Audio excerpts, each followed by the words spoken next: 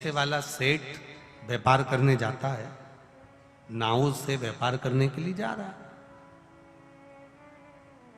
रोज आता, खूब कमा के लाता। उसके दोस्तों ने कहा, भाई तो नाव में बैठ कर जाता है, तेरी नाव पुरानी हो गई है और पुरानी नाव कभी भी हवा का झोंका चला, तूफान आया, तेरी नाव डूब जाएगी। तू एक काम कर ले, अपने गांव के पास में एक पानी में तैरना सिखाता है, उससे तू तैरना सीख जा। उसने कहा, मैं तैरना नहीं सीखना चाहता। कितने दिन लगेंगे? उसने कहा, वो कह रहा था 3 दिन के अंदर सेठ जी को मैं तैरना सिखा दूंगा। 3 दिन लगेंगे बस और तैरना सिखा दूंगा। अब 3 दिन, सेठ जी ने कहा 3 दिन में अगर तैरना सीखूंगा तो व्यापार कैसे कम नहीं रह जाएगा। व्यापार करने जाऊंगा तो करोड़ों का धन कमा के लाऊंगा, लाखों का धन कमा के लाऊंगा, और तू कह रहा है कि 3 दिन सीखने में लगा दूं। मैं सीखना विकना नहीं है। तो मैंने उस तैरने वाले व्यक्ति से पूछा, मान लो अगर कोई तैरना नहीं सीखे, मेरा दोस्त अगर तैरना नहीं सीखे तो क्या करना चाहिए? उसने कहा, तुम्हारे दोस्त को कह देना 2 खाली पीपे ऊपर से वेल्डिंग कराकर उसका छेद बंद कर खाली पीपे को नाव में रख ले, तो कभी अगर तूफान आएगा तो वो खाली पीपे पकड़कर पानी में अगर कूद भी गया तो उसको भले तैरना नहीं आता तो भी वो बच जाएगा, मरेगा नहीं। रख ले खाली पीपे 2। अब मित्रों ने सेठ जी से कहा, एक काम करो, तुम इतना कमाने में लगे हो, तुम्हें तैरना सीखना नहीं है, तैरने के लिए तुम्हारे पास टाइम नहीं है सीखने के लिए, तो तुम 2 खाली पीपे रख लो। उसने कहा, इतना कह रहे हो तो 2 खाली पीपे मेरी नाव में रख लेता हूं। उसने नाव में 2 खाली पीपे रख लिए। अब नाव के अंदर 2 खाली पीपे रखे, चले, 1 आध महीना निकला। 1 महीना निकलने के बाद अपने गांव आ रहा था, इतने में तूफान चल गया।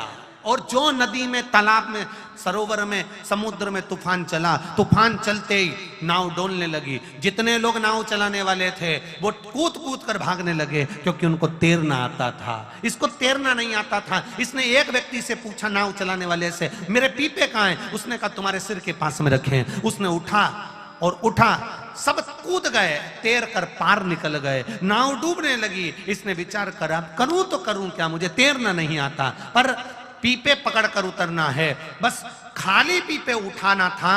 उसी के पास में 2 पीपे भरे हुए सोने की मुद्राओं से रखे हुए थे, जिसको वो कमा कर ला रहा था। उसके मन में आया, अगर खाली पीपे लेकर कूदा तो क्या मतलब का, भरे हुए पीपे मेरे सोने से भरे हुए, मुद्राओं से भरे हुए हैं, इनको कैसे छोड़ दूं?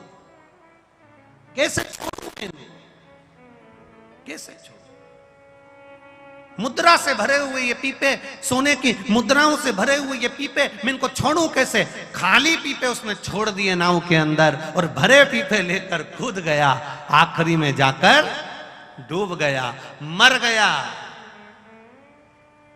समाप्त हो गया। ये सेठ की कथा नहीं, ये अपनी कथा है। हम भी भरे पीपे संभालने में लगे हुए हैं। ये जमीन मेरी, ये जायदाद मेरी, ये संपदा मेरी, ये प्रॉपर्टी मेरी, ये गाड़ी मेरी, ये बंगला मेरा, ये घर मेरा, परिवार मेरा। हम केवल भरे हुए पीपों को संभालने में लगे हुए हैं, पर 2 पीपे, राम नाम के 2 अक्षर, कृष्ण नाम के 2.5 अक्षर, पंचाक्षर मंत्र शिव का, 1 नाम भगवान का, यदि 2 पीपे खाली अर्थात 2 अक्षर का नाम हम अपने पास रख लेते तो शायद भवसागर से पार उतर गए होते, पर नहीं उतर। हमने प्रॉपर्टी जोड़ी, हमने धन बनाया, हमने गाड़ी बनाई, हमने बंगला बनाया, हमने संपदा बनाई, हमने सत्ता बनाई। 25 लाख की गाड़ी में घूमने वाला भी एक दिन 25 रुपए के लोटे में भराकर हरिद्वार पहुंच जाता है। मात्र 25 रुपए का लोटा होता है, जिसके अंदर उसकी अस्थियों को भर दिया जाता है और हरिद्वार ले जाते हैं।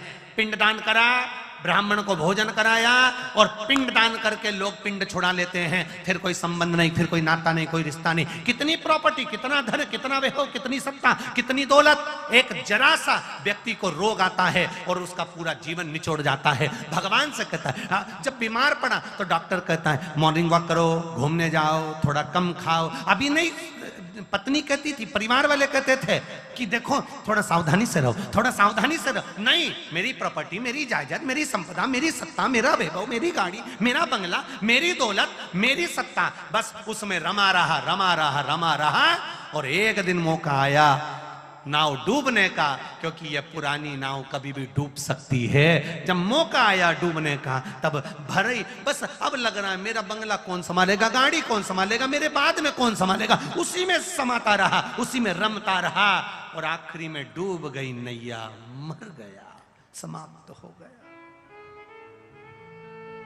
शिव महापुराण की कथा ये संसार सागर में तैरना सिखाती है, 7 दिन के अंदर पार होना बता देती है कि हमें पार कैसे होना।